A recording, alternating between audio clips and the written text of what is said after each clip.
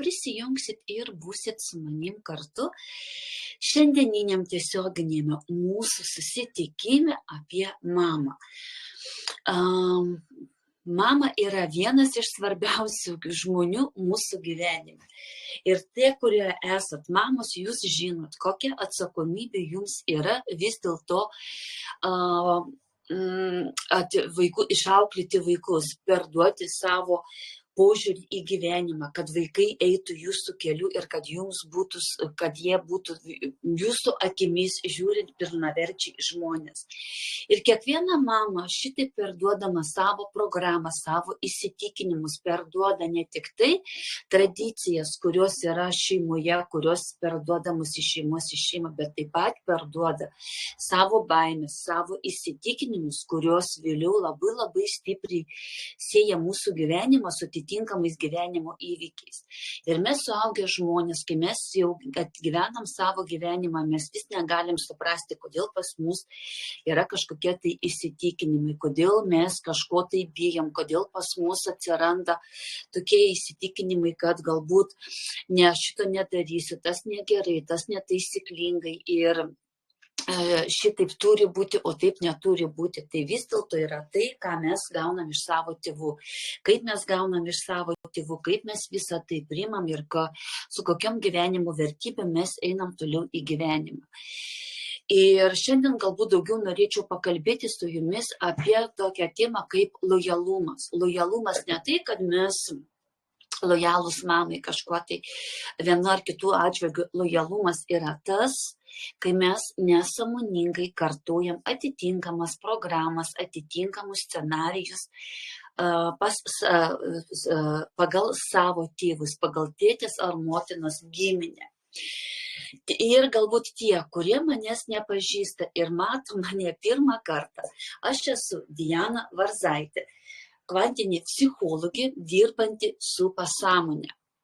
Būtent kvantinių laukų pagalba. Kodėl su kvantiniais laukais? Todėl, kad kvantiniai laukai yra energija.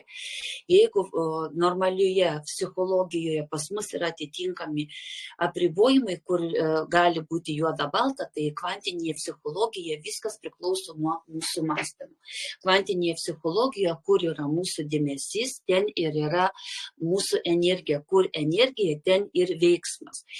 Ir jeigu jūs savo dėmesį sutelkite neigiamus dalykus, reiškia, jūs turit savo gyvenime tai, ką turit.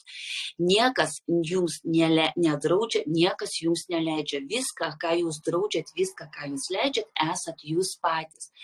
Tik tai kažkodėl labai daug žmonių negali suprasti vieno dalyko. Tai, ką jie turi, už tai jie prisima savo atsakomybę, o už tai, ko neturi, kažkodėl yra įsitikinę, kad jiems viso to neleidžia kažkas tai.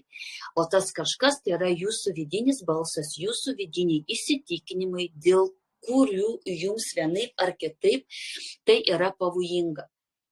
Ir todėl aš tikrai labai nuoširdžiai tikiu kvantinė psichologija, kvantiniais laukais, kvantinė energija ir jinai tikrai labai padeda. Ir būtent transformuojant, sakyčiau, galbūt ne giminės programas, skamba labai suprantama, bet mes transformuojam būtent mūsų požiūrį, mūsų priėjimą į vieną ar į kitą situaciją.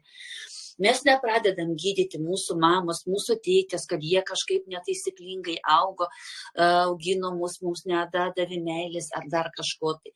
Ne, kiekvienas tėvas mums davė tai, ką galėjo duoti.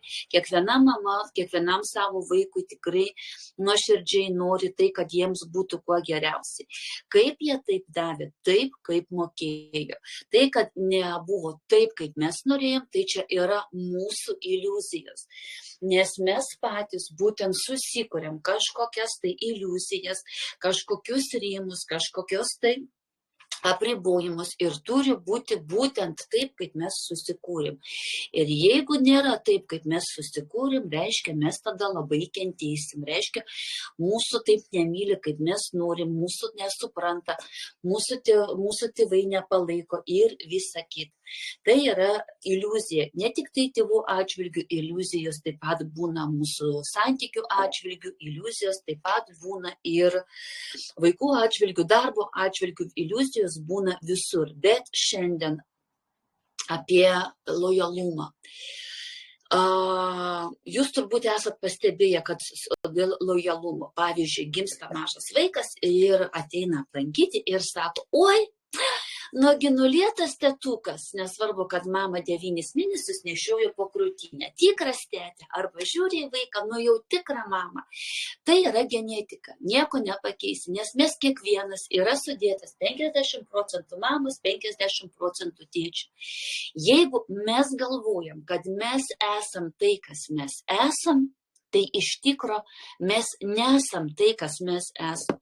Mes esam 50% mama, 50% tėtis. Mes esam įsitikinimai ir programos tos, kuriuos mums įdėjo mūsų tėvai. Mes visą tai priimėm už tikrą iki 5 metų ir naudodamėsi pasąmonę savo programomis mes visą tai išgyvenam ir iki šiandien. Ir priimdami vienus ar kitus sprendimus, mes vadovaujamės nesąmoningai būtent tomis programomis, kurios pas mus yra uždėtos nuo mūsų vaikystės. Ačiū už širdutės, labai malonu. Ir todėl šiandien apie lojalumą, kad mes esam genetiškai panašus į tėtį ar į mamą, tai visiems yra suprantama. Kad mes paveldėjom figūras, akių spalvą, plaukus nuo tėtės, nuo motinos, taip pat yra visa tai suprantama. Mes taip pat paveldėjom atitinkamą elgesį iš tėvų. Mes to nesuprantam.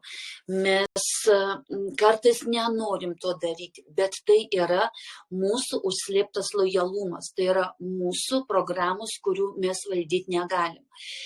Aš jums jau nekartą kalbėjau, kad lojalumas, kad pirmas energetinis aukštas yra viskas susiję su tėčiu ir mama. Jeigu mes norim uždirbti daugiau pinigų, tikslas pirmame aukšte yra labai paprastas. Susijungti, padėti mamai arba tėčiui arba atsijungti nuo tėtės ir nuo mamos, gyventi atskirai. Jeigu mes norim mašinos didesnės, dar kažko, tai mes norim todėl, kad mums galbūt visą tai priklausyti vienai ar kitai šeimai, kad būtų galbūt biškį didesnė mašina negu pas pusbrolį yra arba kažkas tokio. Mūsų tikrų norų pirmame aukšte nėra. Pirmame aukšte viskas yra susijęs su mama ir su tėtė. Jeigu mes neturim, reiškia, mums tai yra pavojinga. Ir jeigu aš dabar paklausčiau, ar yra pas jūs tokios programos, tokie įvykiai gyvenime, kur jūs kartuojat tėtį ir mamą, kur pas jūs, nežinau, galbūt santykiai, taip pat kaip pas tėtį ar pas mamą, galbūt su sveikata, kaip pas tėtis ar pas mamą, su pinigais kažkas. Turi būti kažkas tokio, kur jūs tikrai galvojat, mama taip elgėsi ir pas mane tas pats, pas tėtį taip buvo ir pas mane taip pat yra.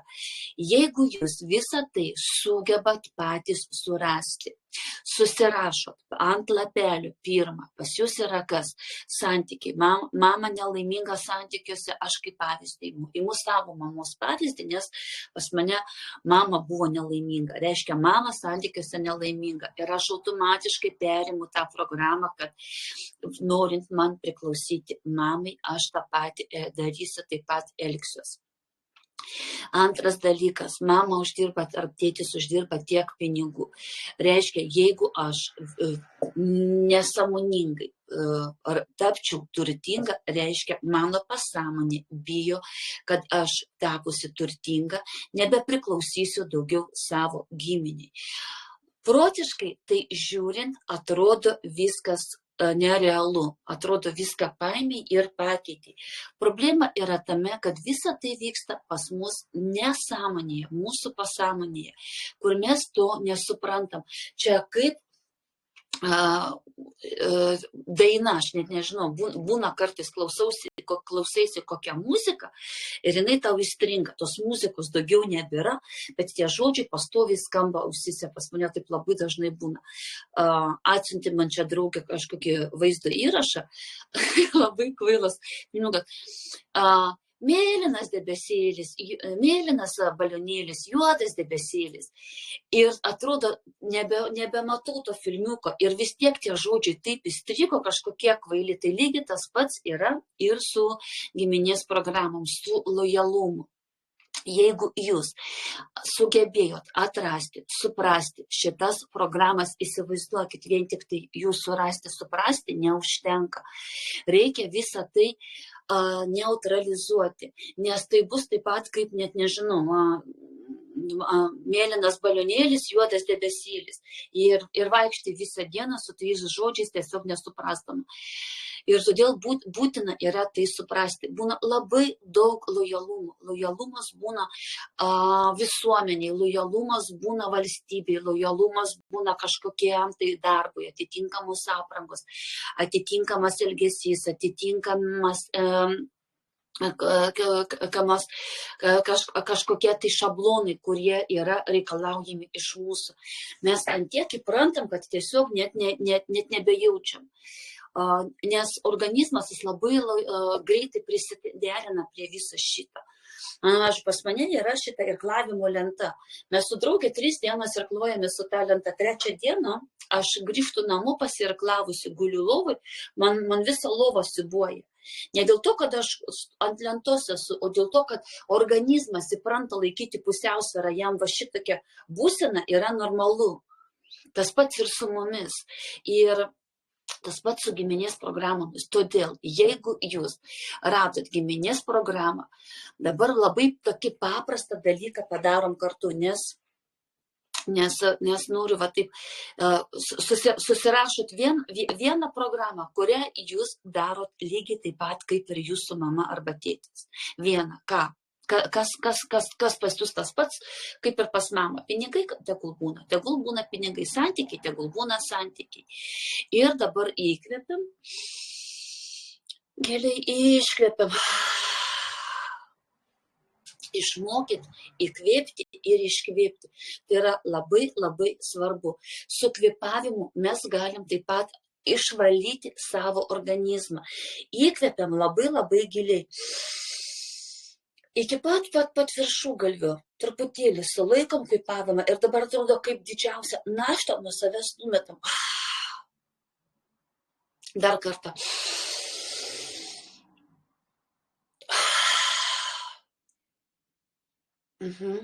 Dar kartą. O dabar pakeliam pečius.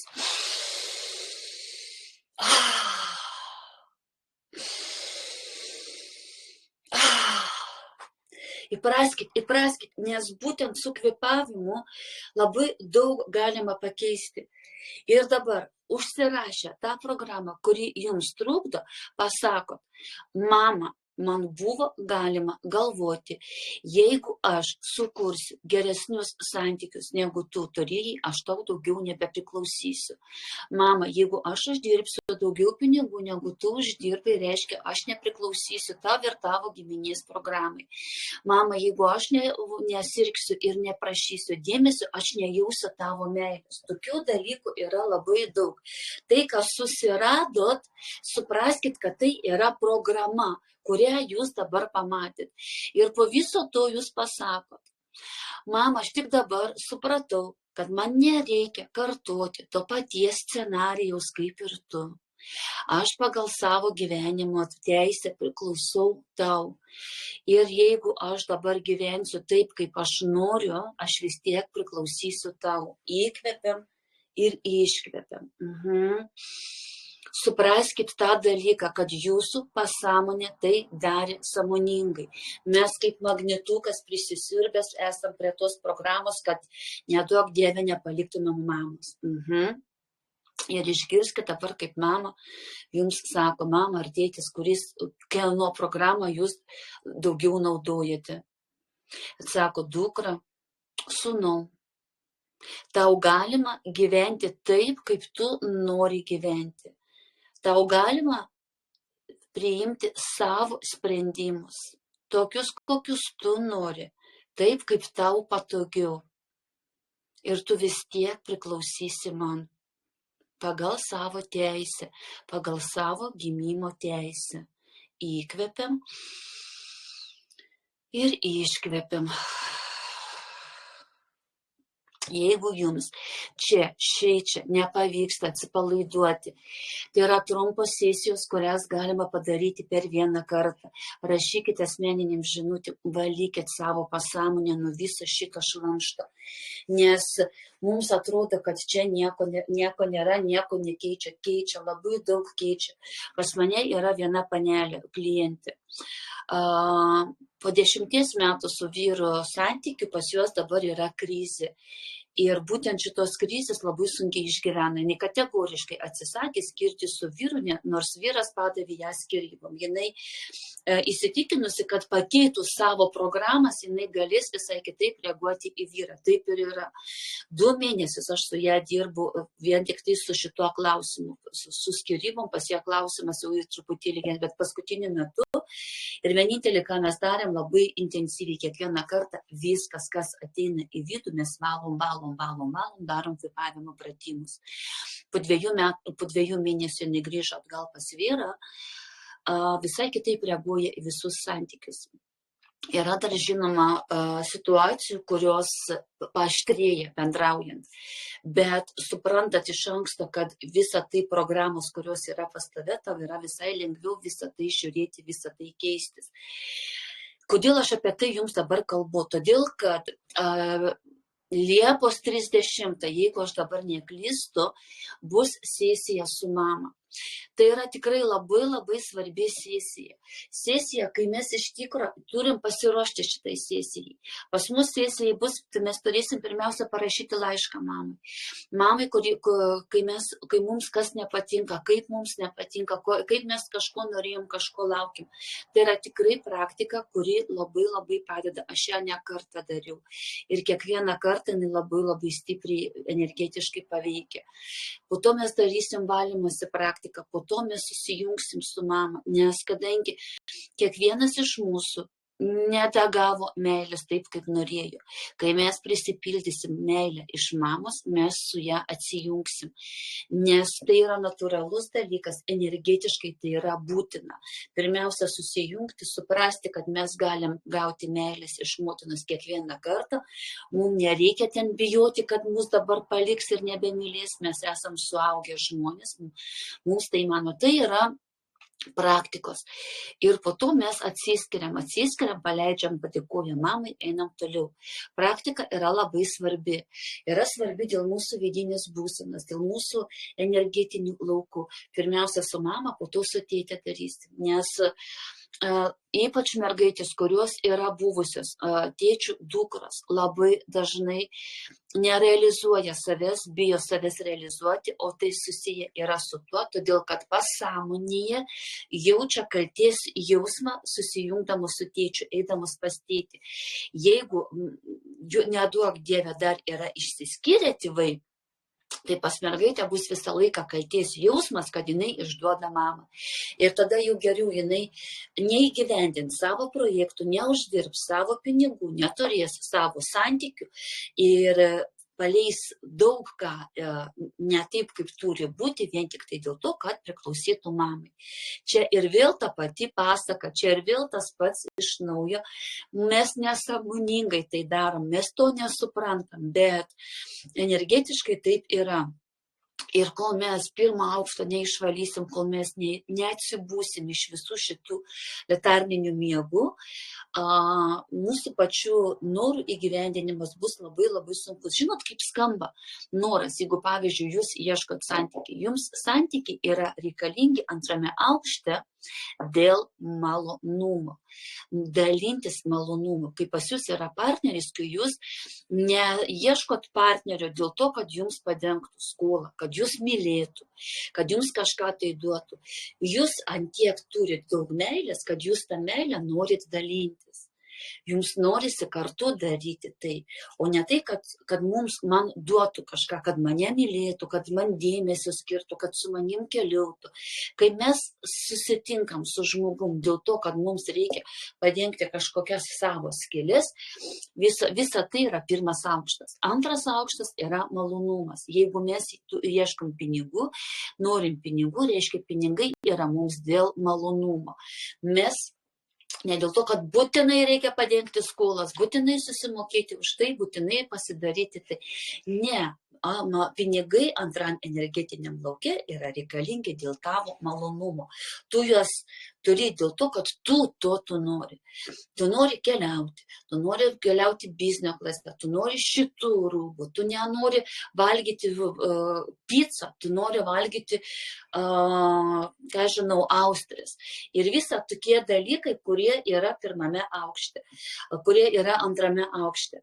Ir ar verta pakilti į antrą genetinį aukštą? Čia jūsų reikalas. Gal jeigu bijot paleisti mamas, bijot paleisti tėtis ir savo visų giminės programų, gyvenkit pirmame aukšte. Ten yra išgyvenimas. Bet jeigu pas jūs iš tikro yra noras pakeisti gyvenimą, turėti gražius santykius ir dėl savo malonumo gyventi, kad vaikai galų gale būtų laimingi, kad jūs būtumėt laimingi, kad tėvai aplinkui jūs būtų laimingi, kad prie jūsų būtų malonu bendrauti su jumis, jūs kaip šviesa būtumėt.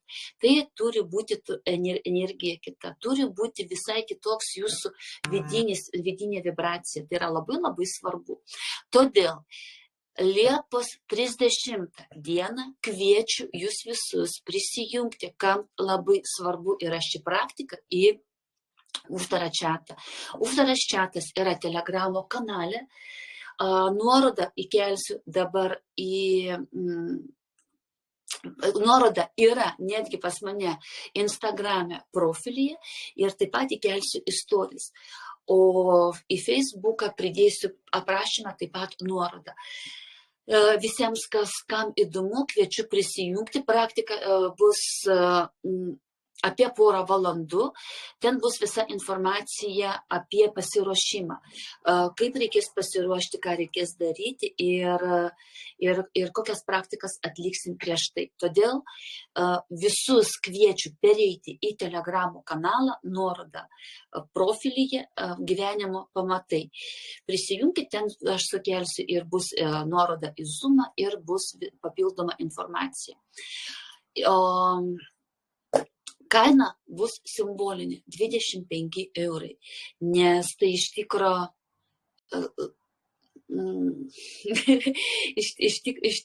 iš tikro vien tik tai dėl to, kad nedaryčiau tai už dyką, nes už dyką niekas nesuveiks jums už dyką. Už dyką jūs nepaimsit tos energijos, kurią aš galiu duoti. Aš jums duočiau praktiką, štai čia daug dažniau tiesioginėse eterėse, bet pagal energiją jūs negalit jos paimti. Jūs klausot ją, pasiklausit kaip pasakojimą. Jums iš to jokios naudos. Žmogus, kuris už tai susimoka, jis gauna visai kitokią energiją iš to, ką jisai susimoka. Ir ne dėl to, kad man gaila, man tikrai negaila, aš galėčiau jums daug ką duoti nemokamai, bet dėl to, kad jūs energetiškai to nepasimat. Ir iš tikro niekas to ir nevertina. Ir kam jūs traumuoti tais dalykais, kurių jūs pasiimti negalite. Todėl tiems, kuriems įdomu, tiems, kuriems ne tik, kad įdomu, tie, kurie mato vertybę šitoje praktikoje, prisijunkit prie gyvenimo pamatų. Liepos 30 dienai darysim nuoširdžią praktiką labai labai gražiai ir prasmingai, kad visos programos, kurios pas jūs yra, bent jau mes jas rastume. Po to duosiu praktiką, kad jūs galėtumėt patys savarankiškai tas programas po truputėlį pradirbinėti. Šiandien viskas, labai malonu buvo su jumis susitikti, pamatyti, pabendrauti. Linkiu visiems geros dienos. Jeigu yra klausimų, rašot man asmeninėse žinutėse. Jeigu nėra klausimų, susitiksim kitą savaitę. Turbūt, man atrodo, kad netgi penktadienį yra suplanuotas tiesioginis eteris, dabar neprisimenu. Visiems geros dienos, geros nuotaikos ir iki malonaus.